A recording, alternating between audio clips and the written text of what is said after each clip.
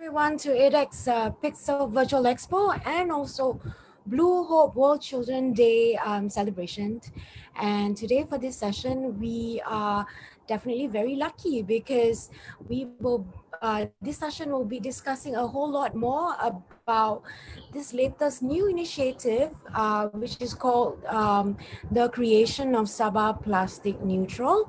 And it is definitely a community movement that this panelists and also a group of speakers that will be joining us shortly to talk a little bit more about this initiative that they're trying to push.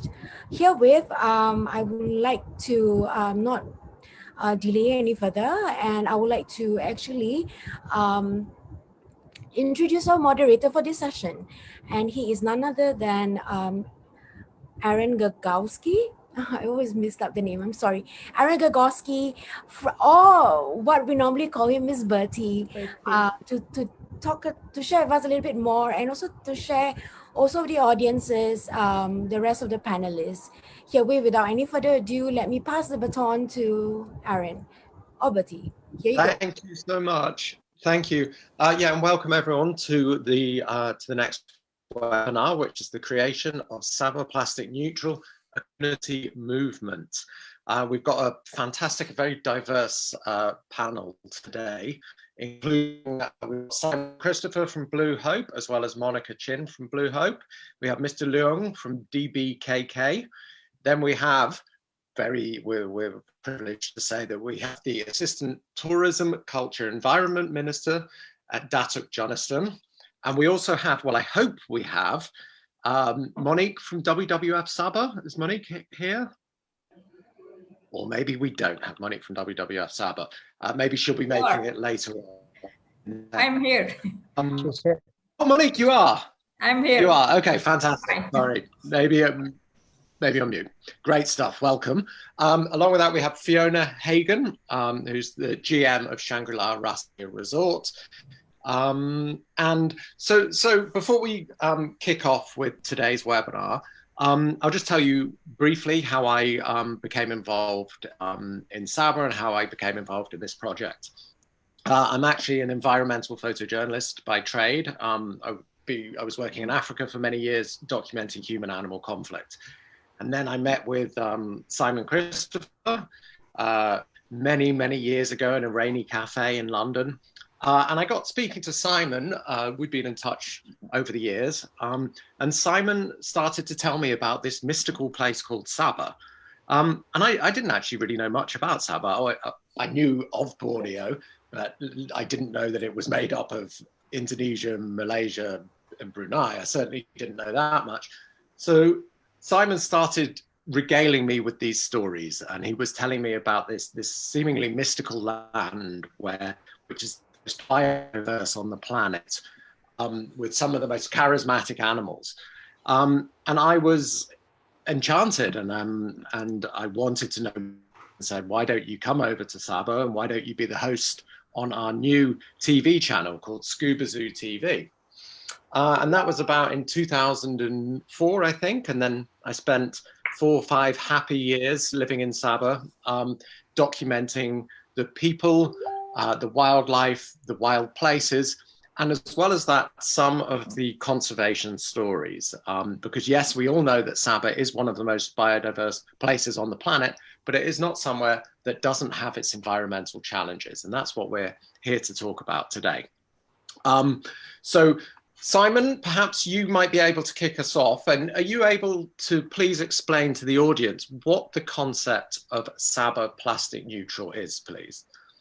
Sure. Thank you, Bertie. Hello, everyone. So I have been living in Sabah for 27 years. I'm a marine biologist, marine zoologist, and I arrived in Sabah in 1995 and fell in love with it and never really left. We started Scuba Zoo and have been telling stories of Sabah's wildlife, marine biodiversity, and bringing them to the world with Scuba Zoo. And we've worked with Sir David Attenborough and brought lots of presenters over and been involved in about 200 hours of programming from Sabah over the last 20, 25 years. And what really appealed to me was obviously the diving on Cypran and the biodiversity. And there is just more biodiversity in Sabah than anywhere else. And biodiversity is the air we breathe and the water we drink, and is the most important. It is life itself. And you lose biodiversity, and that really is the number one problem, is we're losing biodiversity. And there are many different reasons, which we might go through later. But plastic neutrality is it's a very aspirational term that is really being defined as we speak, as we enter a new decade, a new plastic era, where plastic actually has value. For the last 30, 40 years, we've created hundreds of millions of tons of plastic, but it's been single use. And people have used it for 1 or 2 or 5 or 10 seconds, and it's gone, and people throw it away, but no one realizes or thinks about where away is. And that's the problem, because particularly in Asia, there's very little waste management facilities set up, and so a lot of it ends up in the environment, and usually in the ocean. And so now plastic has become one of the biggest problems on the planet. And the reality is that it's really it unifies all the problems that we have, because as soon as you start talking about plastic, in fact, it becomes a water shortage problem or a food security problem. So plastic neutrality is really an engaging aspirational term that's meant to unify everyone and say, this is a global problem. Everyone has this problem. You clean a beach anywhere around the world. One day you come back, the next day there's been incoming tide, and there are hundreds of kilos of plastic sitting there. And so the quite exciting thing now is that actually plastic now has value, because we can turn it into its original constituent oils and gases. And so the exciting thing is that in fact plastic now has value. And so plastic neutrality, or Sabah plastic neutral, is really looking at the next decade and saying we need to change the way we consume. So we need to manage the plastic use in and out into the system. We need to maximize the recycling of existing plastic in the system.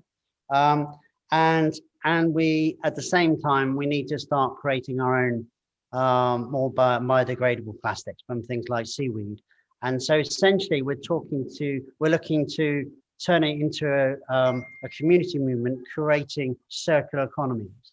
And the big problem, Bertie, is that if we said the world has maybe 100 locations where you still have biodiversity, and the community living amongst that biodiversity, currently they can't put food on the table. And until we can find a mechanism whereby we can create a mechanism where that biodiversity is worth more alive to those communities than dead, I'm afraid we're in serious trouble. So plastic now having value is the exciting thing. And this kickstarted last year with Timor-Leste plastic neutral, and we're now looking to do this here in Sabah. And so Timor-Leste and Sabah combined are one of the last biodiversity frontiers on the planet, part of the Coral Triangle, about 4% of the world's surface area, about the size of the States. And there's more biodiversity in that 4% than the rest of the planet combined. So this is our opportunity. Sabah has so much biodiversity. And so we're really looking to sort of rebranding exercise, to look at Sabah and say, how can we embrace the future and to do things differently? Because clearly what we've been doing so far has been going right. So with that said, I'd love to throw this to the floor and throw that back to you, Bert, and see what you think. Is that giving you an idea? So it's an aspirational opportunity to engage all stakeholders. So works in progress, coming from a position where we have the most value in terms of biodiversity and more to save than anywhere else on the planet. Simon, thank you. Thank you. That was the perfect answer. Couldn't have put it better myself. Well, perhaps we can now go to, because we're very lucky to have someone from the ministry here today. So it'd be great to get their perspective on this too. So I'd like to introduce the Assistant Tourism, Culture and Environment Minister, and that's Datuk Jonathan. Datuk, thank you so much for joining us. Thank you. Thank you, Datuk. I gather as well, you've only got a short amount of time today to talk to us, so it'd be great to have your perspective. I would like to stay longer, but I have a prior commitment. Well, first and foremost, thank you for inviting the Ministry of Tourism, Culture, and Environment to be a part of this webinar, Sabah Plastic Neutral. On behalf of the Ministry, I would like to congratulate and put on record our sincere appreciation to the British High Commission and deeply committed Blue Hope Sabah team led by Mr. Simon Christopher for the initiative to organize this webinar, which I believe will go a long way towards creating awareness about the impact caused by plastic pollution. As we all may have known, Malaysia is the 12th mega diverse countries in the world, and Sabah, the second largest territory in the Federation of Malaysia, is blessed with natural heritage of phenomenal biodiversity in coral reefs and tropical rainforest ecosystems with biological richness unmatched anywhere else on Earth. And our state has an abundance of indigenous flora and fauna. And in Sabah, you can visit 400 million year old rainforest and some of the richest reefs on the planet on the same day. And Sabah is indeed truly a remarkable jewel in Malaysia's crown. And in Sabah, you can come face to face with orangutans in the oldest rainforest on our planet, or swim with turtles and whale sharks, the largest fish in the sea, within 10 minutes of Sabah's state capital, Kota Kinabalu. And you can explore reefs teeming with marine life, or climb to the summit of the highest mountain in Southeast Asia, Mount Kinabalu, which is home to the greatest variety of plants in the world. But sadly, this is the sad part. Our natural heritage is under threat. One of the scourges is plastic pollution. Based on Malaysia's roadmap towards zero single-use plastics 2018-2030, published by the then Ministry of Energy, Science, Technology, Environment and Climate Change, environmental problems related to plastic waste have become a major problem in Malaysia, where it has been ranked as 8th among the top 10 countries with mismanaged plastic waste in the world. And one of the studies conducted estimated that Malaysia had produced 0.94 million tons of mismanaged plastic waste, of which 0.14 to 0.37 million tons may have been washed into the oceans. And some studies have highlighted the potential health effects of single-use plastics on human and animals. The single-use plastics issue is one of the key challenges we are facing in Sabah. And although quantitative data is lacking on the use of single-use plastic in this state, this problem is apparent in many places. And this could be attributed to public apathy. And this is the biggest problem. When the public lacks the concern in managing waste properly and solely depending on the government to solve it, the problem will remain.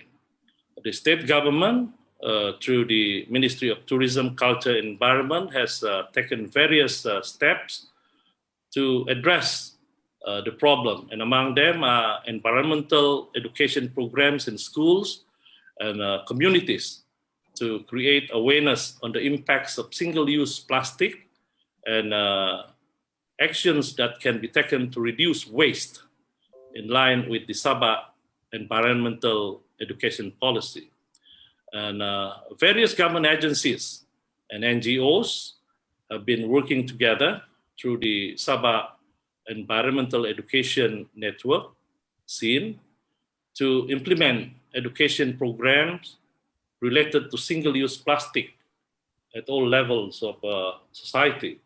And the Sabah state government is also very happy to support campaigns such as Blue Hope, designed to raise awareness about the importance of protecting the environment and the ways that collectively the government, businesses, and individuals can change our consumer behavior to stop plastic pollution reaching the environment and our ocean. Education and awareness and spreading the good word, starting with youth, is absolutely key. So it's great to hear about the Plastic Ocean series in Bahasa Malaysia with Maya Karin launching today, and I really hope this campaign can be rolled out across all of Sabah's schools soon. And as we all know also, the Sabah state policy on the environment was launched some 3 years ago in April 2017, which Sabah is the first state in Malaysia to have her own environmental policy. To ensure the policy is implemented effectively, action plans have been formulated based on sustainable development principles. One of the action plans emphasizes on the pertinent needs to address waste management issues.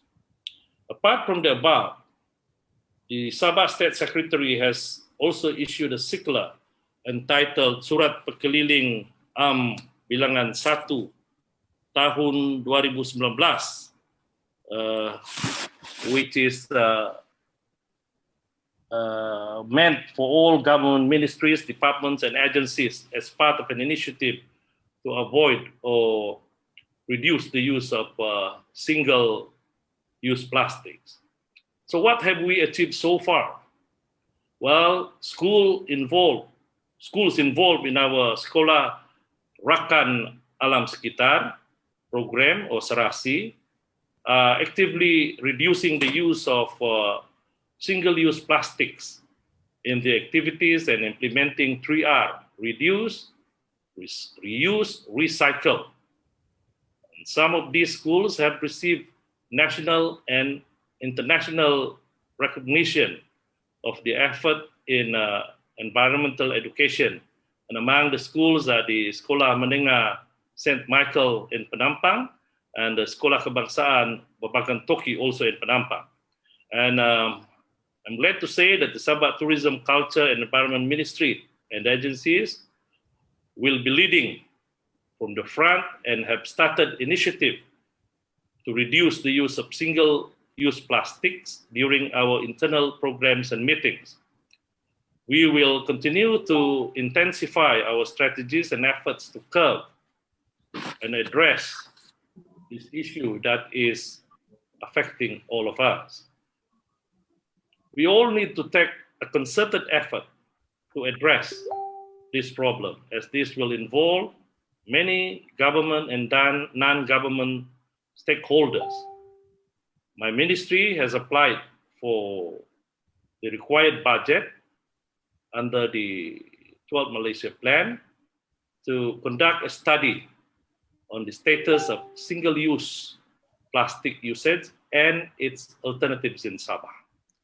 We recognize the plastic pollution problems in Sabah and will only be solved if we all change our behaviors and stop using single-use plastic and treat our plastic with more respect, and what plastic we do use is recycled and doesn't go into the environment. This is why in the medium term, the Sabah government hope to set up a recycling facility in the state. I look forward to working with Sabahans and the Sabah team at Blue Hope to deliver Sabah plastic neutral in our state. Thank you very much. Thank you. Thank you Thank so you much, so much, Dato'. Dato'. Thank you, and it's great to see what commitment there is from the ministry to reducing our plastic footprint, and to see what's been put in place so far and what your plans are for the future as well. So thank you very much for that.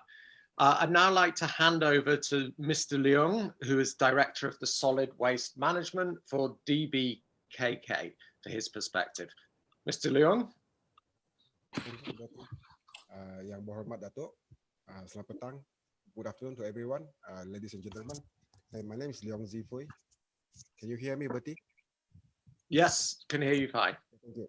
Thank you. My name is Leong Zifui. I'm in charge of the solid waste management in Kota Kinabalu City Hall. Our biggest problem is the plastic bottle, the PET bottles. And as you can see in our sea line, in our river line, they are full of plastic. That's why our staff is going in every day to clean all the rubbish on a daily basis. Okay. During our composition study at our landfill, we found out that most of the rubbish consist of plastic bottles. Plastic bottles, they consist of 30% out of our municipal solid waste, and it's a major problem to the city. The plastic bottles they all come from the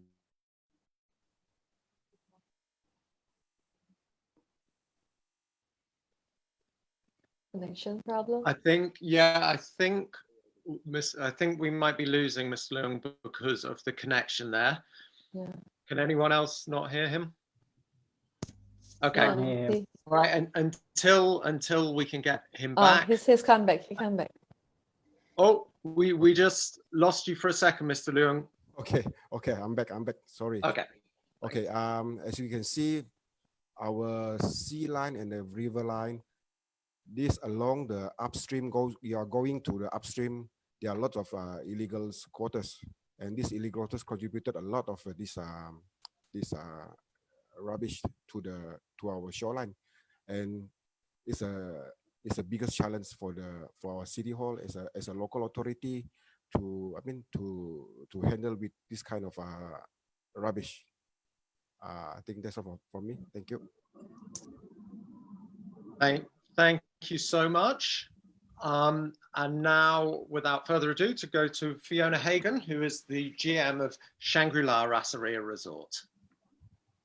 Hi, thanks, Bertie, and hello, and thank you, everyone. For Shangri-La Rasaria Resort, we have actually a very good relationship with Blue Hope and the community. And our resort, you can see, actually, we're nestled here under 64, we've got a 60 nature reserve. We sit on 450 acres, our resort. So actually, we have a big vested interest to ensure that we do what's right inside the community. So I just wanted to talk a little bit today about what the resort's done and show you some different initiatives that we've put in place. Maybe we can move on to the next slide. Rasaria was the very first hotel in Sabah to actually remove our plastic straws. And we did that in February of 2018.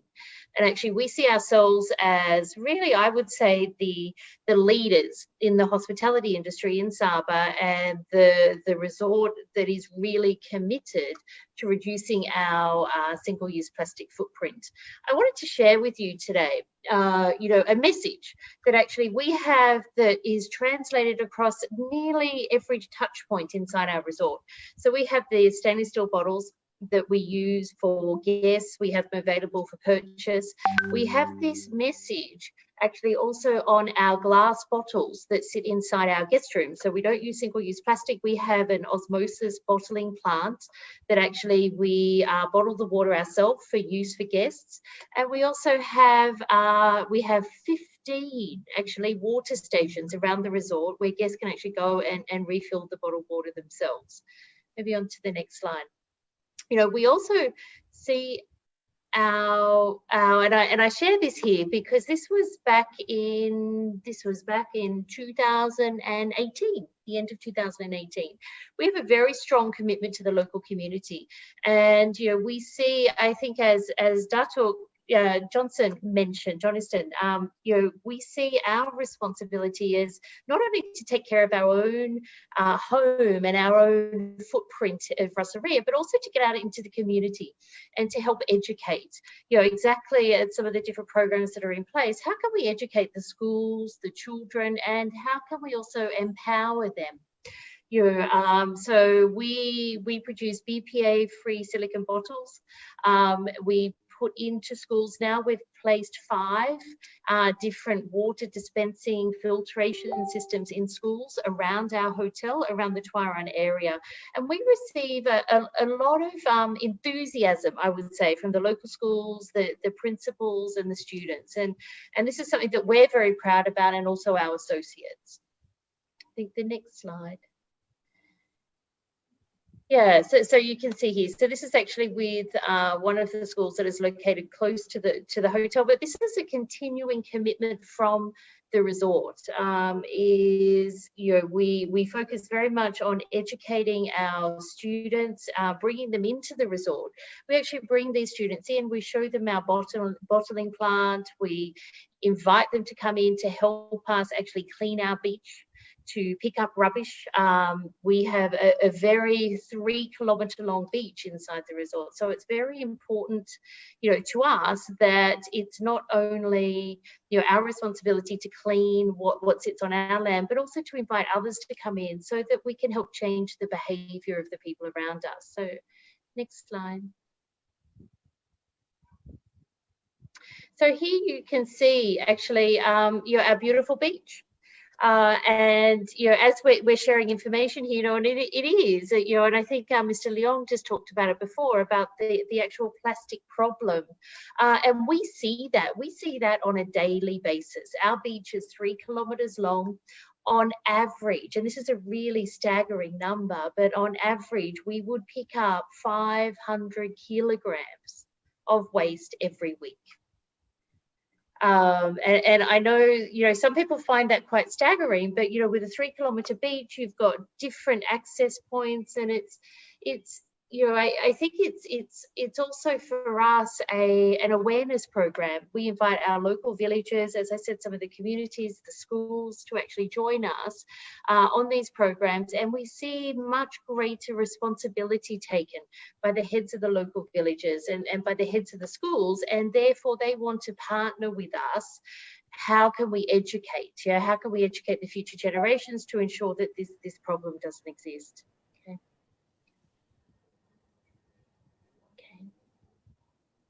And then just lastly, Rasaria is all about the community.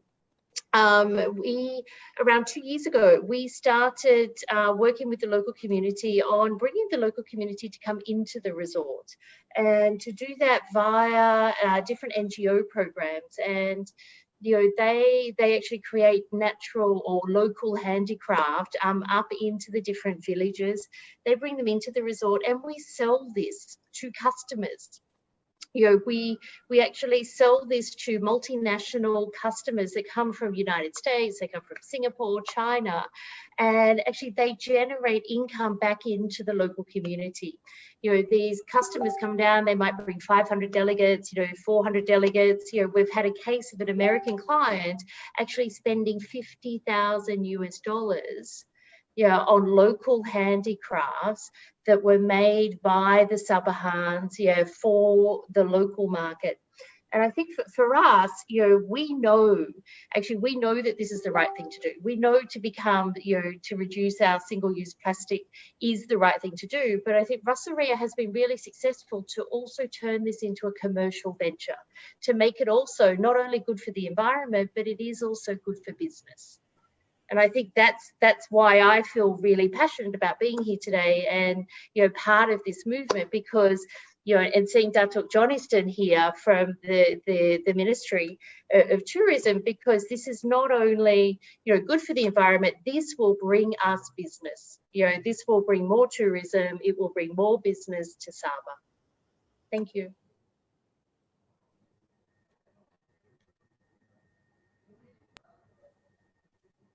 Sorry. Thank you so much. If only more resorts did as much as Rasaria did for the environment, then we would be in a much better place than we are at the moment. Sorry, Bertie. Datuk have something to say? No, excess, but okay. Ladies and gentlemen, I have to take leave now. Wishing you all the best, and I hope to be in touch with all of you again. Thank you very much for having me. Okay, Datuk. Thank you so for much. joining us, Thank you. Thank you, Datuk. Thank you. Thank you. Yeah, so I was just saying that's a very valid point that you can't always rely on businesses and corporations to do the right thing just for the sake of altruism and because they're environmentally minded. And what we have to do is we have to make this essentially a business enterprise, and we have to make this actually work, make money for people. Otherwise, it's not going to be successful in the long run. So now I would like to hand over to Monique from WWF. Thank you, Aaron. Good evening, everyone. I'm Monique Sumampo from WWF Malaysia. And I would like to appreciate, of course, the initiative of this plastic neutral community of Sabah to the Blue Hope. And I think this is a very good initiative, that it's also an important event tonight and today, I think, from this partner of Blue Hope and stakeholders in here. So I think it's about the time that we have to act seriously because of the impact of this plastic. As Datuk mentioned just now, that around 0.2, 0.3 million tons being washed to the ocean of the plastic. And we know that this impact to not only the impact to the marine mammals, of the turtle, of the marine birds, and all the biodiversity that living there, but also it become as a microplastic. So many postmortem of this mammalians, turtle, as we know as well, conducted in Sabah or probably by university, find out that the plastic or microplastic and a small plastic inside them. So this is the cause of the death of this marine mammal as well. So I would like to quote on one of the WWF International recent study, that they are saying that in average approximately of 5 grams of microplastic per week we consume. That is also equivalent to around 1,769 particle of plastic in our body in a week. So that is also equivalent with the credit card around this size. I cannot see. Yeah. No branding showing. So around that the credit card size, that is annually we consume through the drinking water, only from the drinking water, not to mention from the food, from our seafood, etc. So this source is from the WWF International and University of Newcastle of Australia. So definitely this kind of things that we need to know, and we need to have more investment also on the part of the policy, stronger policy from the national government, from the state government, as well as the act from the partner. This is a very good shows that Fiona mentioned as how private sector also contribute to the act on that. And we need to also see the community not only as an object, because they are also part of our subject to work together with the government, with the, of course, NGO. We are WWF always work with the community. So we need to also invest a lot on the more study, because this is something that new. We need to also admit that we don't have a lot of information on the ground. Yeah. And as we know, Malaysia is in the middle of the 2 countries that known as the biggest pollutant in the world, which is Philippines and Indonesia. I think Indonesia number 2 and Philippines number 3, etc. And in the ocean, we cannot just say that okay, your waste, your marine debris stays in the border. You cannot coming to this area. It cannot, because the flows is all around, the current is all around between Malaysia, Indonesia, Australia, etc. So even though the awareness is very good, even though the act in Malaysia is no plastic at all, assuming, but still there are plastic coming in from the neighbor country, Indonesia and Philippines, and vice versa. So it means that the action in here is not necessary only within one country, but it's more for also for the regional and also, of course, the beyond that. I think at the first message, I would start from there first. Aaron, thank you very much. Okay, I actually have a question for you. So at the moment, the planet, we are facing so many environmental catastrophes. How high up do you think that plastic pollution is on these list of environmental catastrophes? Are we in the middle of a plastic crisis? We need to also admit that plastic has a lot of benefit and use as well for the daily use, daily domestic, right? But the thing is, we are getting smarter. We need to have an option. We need to have a solution also to make a better balance between the environmental impact of the plastic and also the use for the benefit of domestic and the production itself. So I think it's the urgency in here is about the same, because this is also attacking the human body system, because this is also attacking the in the future for the health of the body. And we probably just don't know yet because it's not enough information out there. We just have just started about this probably a few years back. And we probably may also surprise if we invest more on the study, if we invest more on the knowledge on what happened out there, right? So this is something that we need to think of.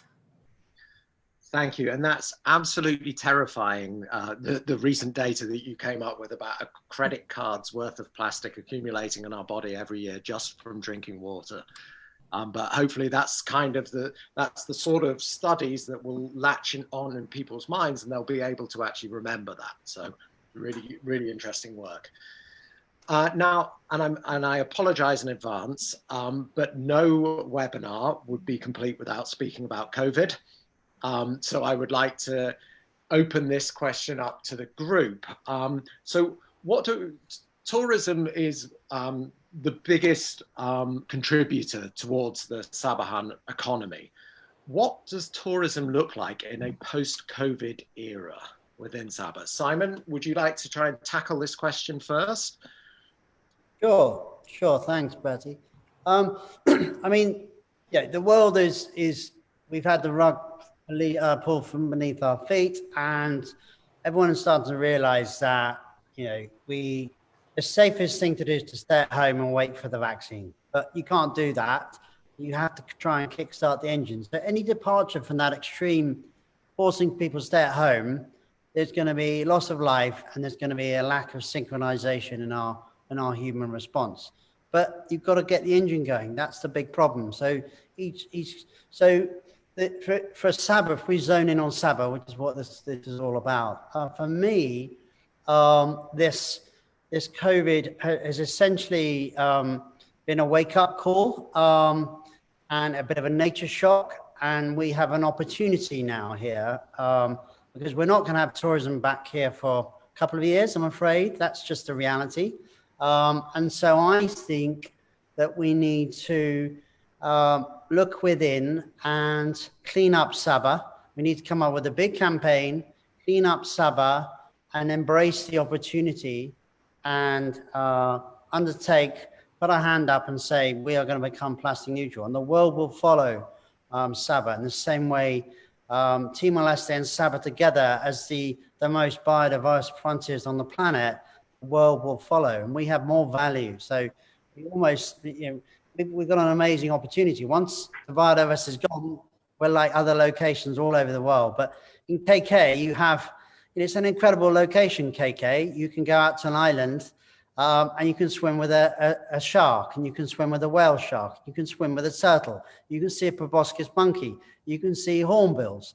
This is all 10 minutes away from Hong Kong Bank. You come up from a dive, there's Mount Kinabalu, there's Hong Kong Bank. There's no other capital city on the planet where you can have that biodiversity. And then you jump on a plane and you see big elephants or orangutan. So it really is Sabah's opportunity to embrace this. And no amount of money or technology is going to fix the environmental woes of Sabah, or indeed the coral triangle, indeed the world. We have to go through a spiritual and a cultural transformation because people have to embrace it together.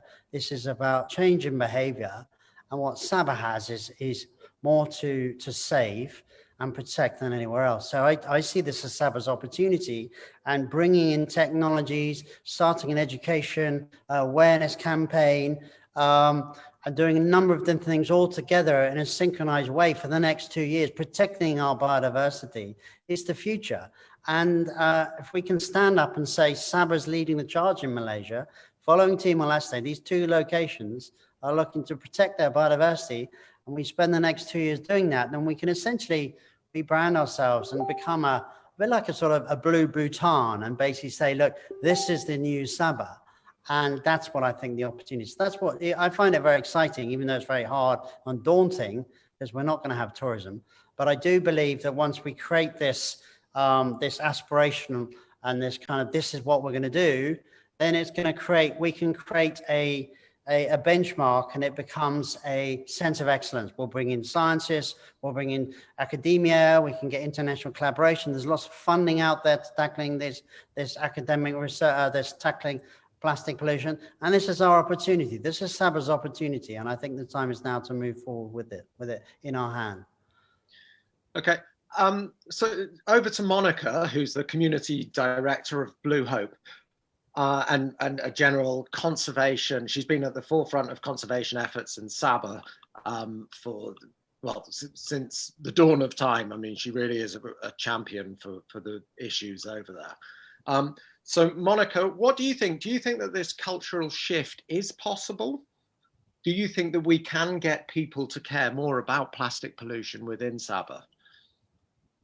Yeah, thank you, Bertie. Yeah, thank you so much. And then, yeah, I'm so happy that you know, whatever we have discussed here today, and with the support of the Ministry of Tourism and all of you, that how to say, front leading the all the initiative and never countlessly, you know. So I'm so what I see here is a huge opportunity. Is a huge chance for the community to, like Bertie said, to switch. There is an opportunity, you know, like for the people, they need to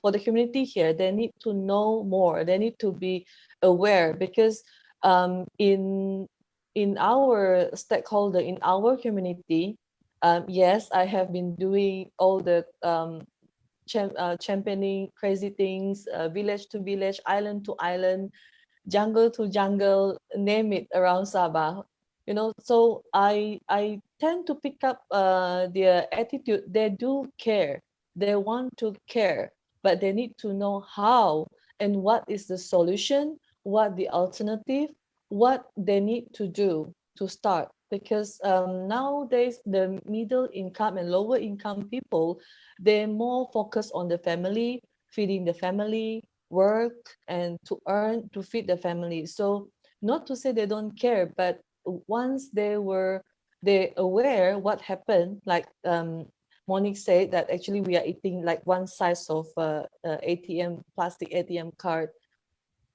There is consist in our body, but if they know, I'm sure they will freak out. Because that's why Sabah Plastic Neutral is here. I'm leading the community for the Plastic Neutral project, that we will definitely give our full support to, especially to DBKK, to Rasaria, and all the hotel that want to want to move this gigantic machine to reach out to all our people at the very lower level in our community, not only in shoreline island, but from the rural to the urban area.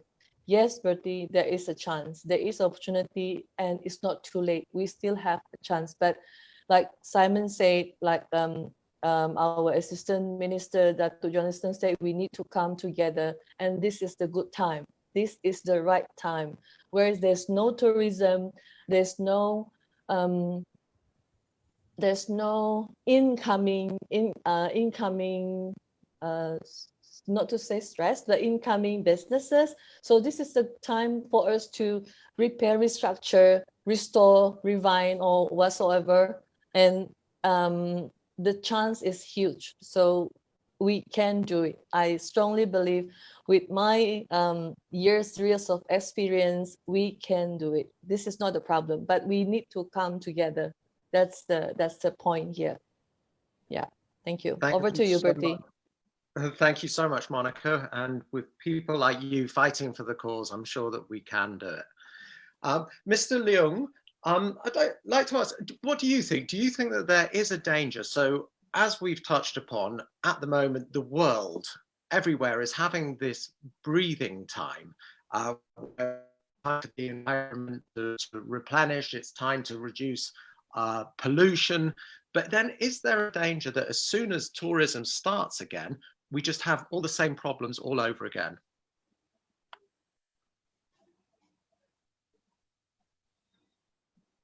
Mr. Leung? Oh, okay. Sorry. Are you happy to answer? Are you happy to answer that question? Yeah, but for information, if the tourism sector will be open soon or open again, so the biggest challenge for us is to take care of our sea line. That's why I mentioned it before this. Our sea line is quite crucial at this moment, where we clean every day without fail. So that's the biggest challenge for us. As for the tourism sector, that doesn't bring any impact on the cleanliness, because most of our tourists come from China and Korea. I suppose they are well behaved, and when they come to Sabah, they're not doing any littering or anything else. So that's our biggest challenge is our sea line and our river line.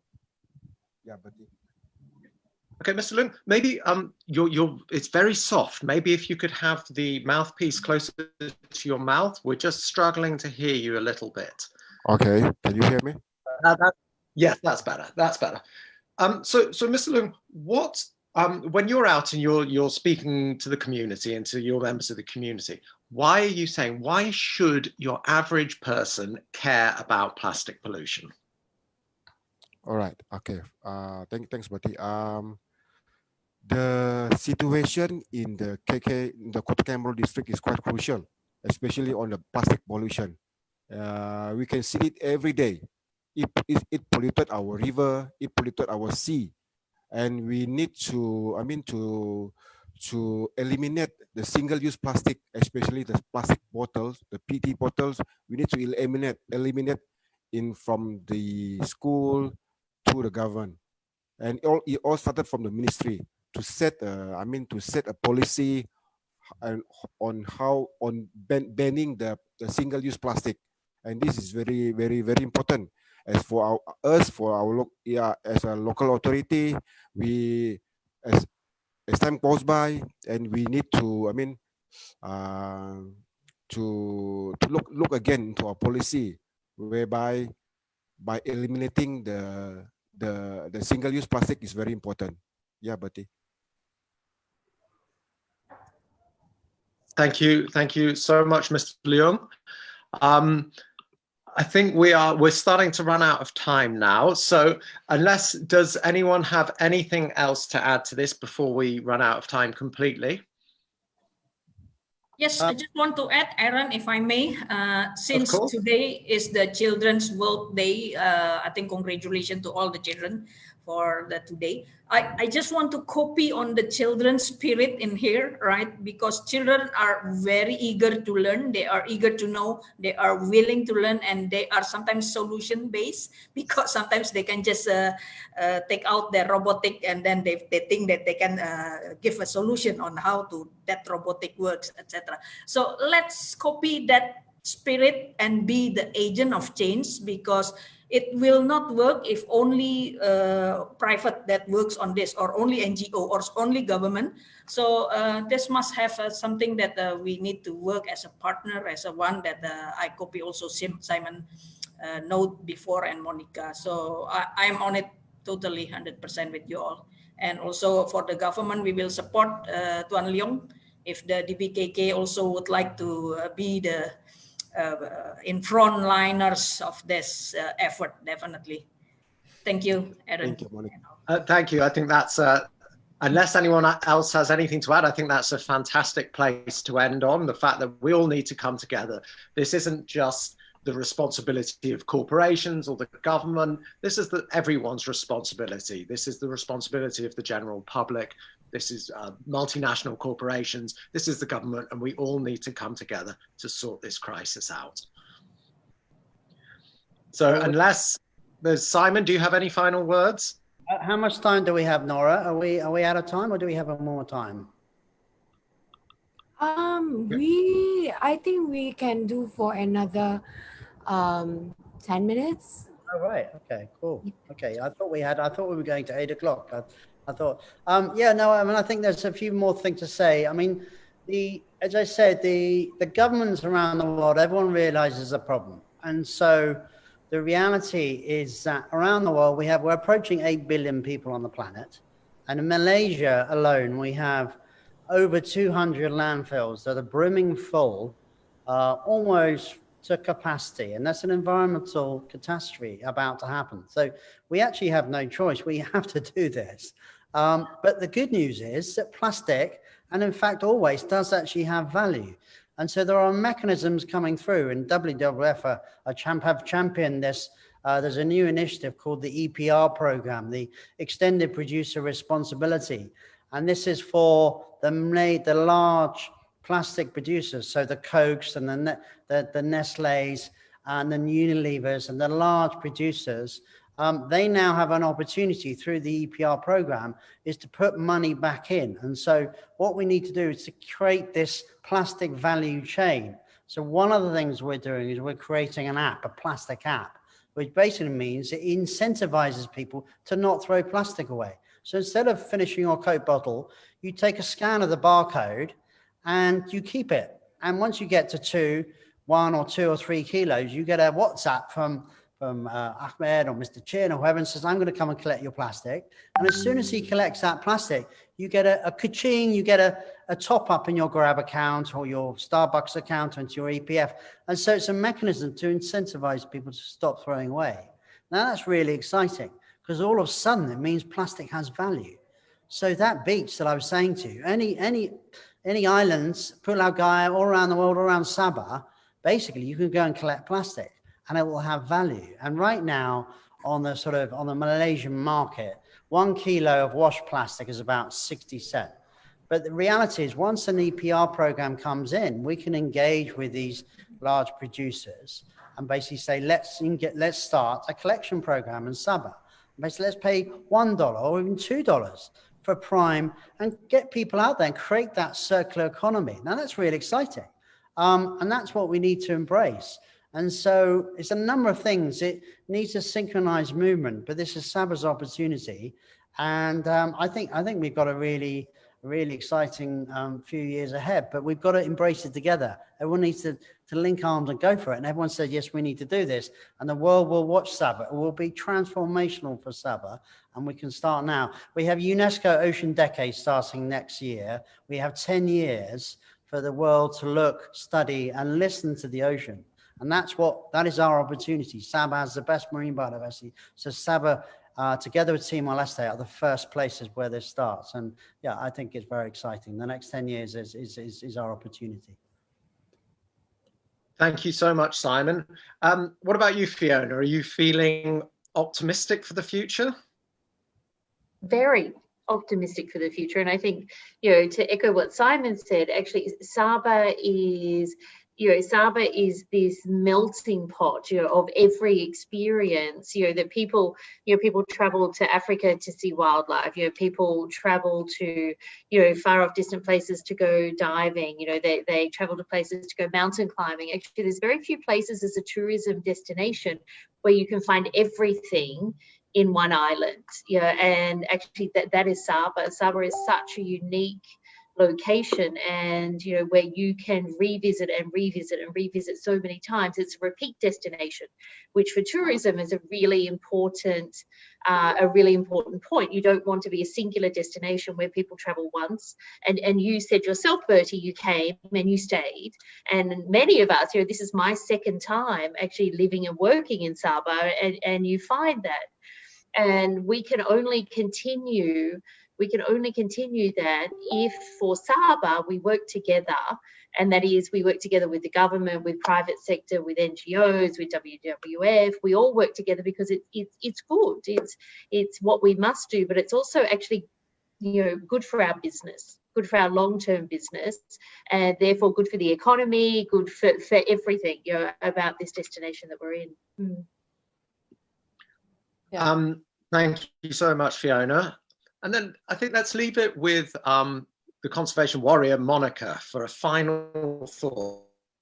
To be able to get 1 point across to the people listening now, what would you say?